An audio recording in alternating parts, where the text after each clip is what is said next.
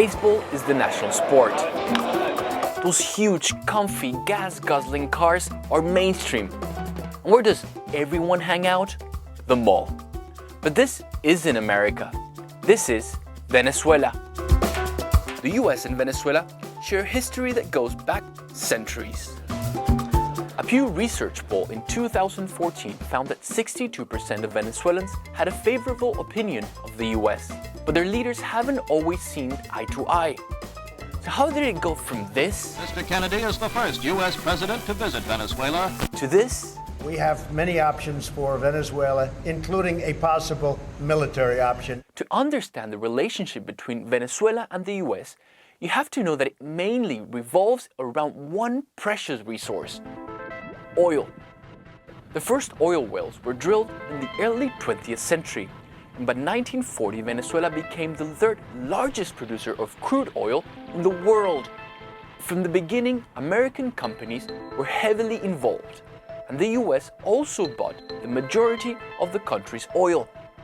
And in 1961, John F. Kennedy made the first official visit of a US president to Venezuela. Liberty and economic progress go hand in hand. Here's Jackie Kennedy delighting the crowd with a few words of Spanish. The Cold War, oil, and trade set the tone for decades of friendship. During the Cuban Missile Crisis, Venezuela backed the US against its Caribbean neighbor, and in the 60s and 70s, the country experienced an oil bonanza.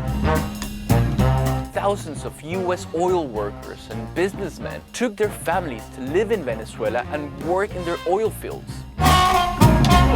With them, they brought American culture, food, fashion. Venezuelans lapped up all things American, and the country became one of the most dependable markets for US consumer goods. But not everyone was such a fan of the US. During this whole time, there was always a large part of the population that was against the influence of the superpower. And despite the huge oil boom, large sections of society remained poor. All the while, the pro-US political elite in the country grew richer.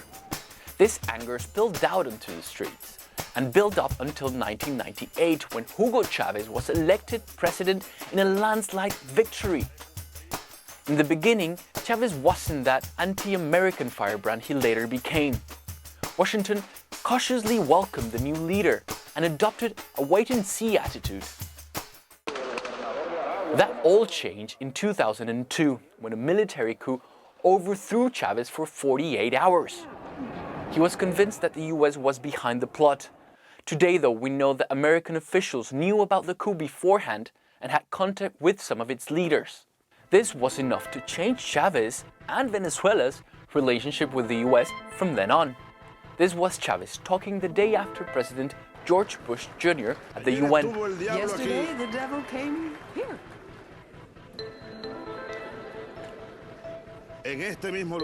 Right here.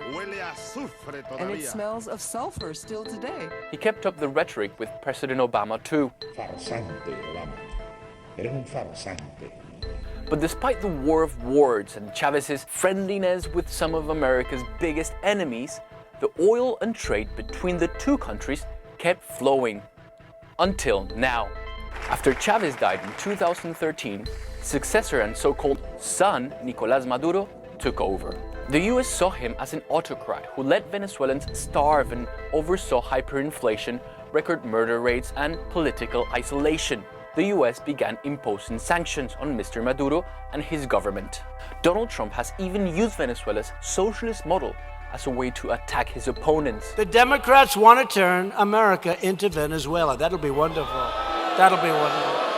Things came to a head in 2019 when the US recognized Juan Guaidó, the head of the National Assembly, as the new president of Venezuela, after allegations of electoral fraud. In response, Maduro broke off diplomatic relations with the US and vowed to hang on to power. It's clear that the relations between Venezuela and the US have reached a new low. But can both countries really get by without the other? With America still the dominant superpower in the region and Venezuela having the largest proven oil reserves in the world, this doesn't seem to be the end of the story.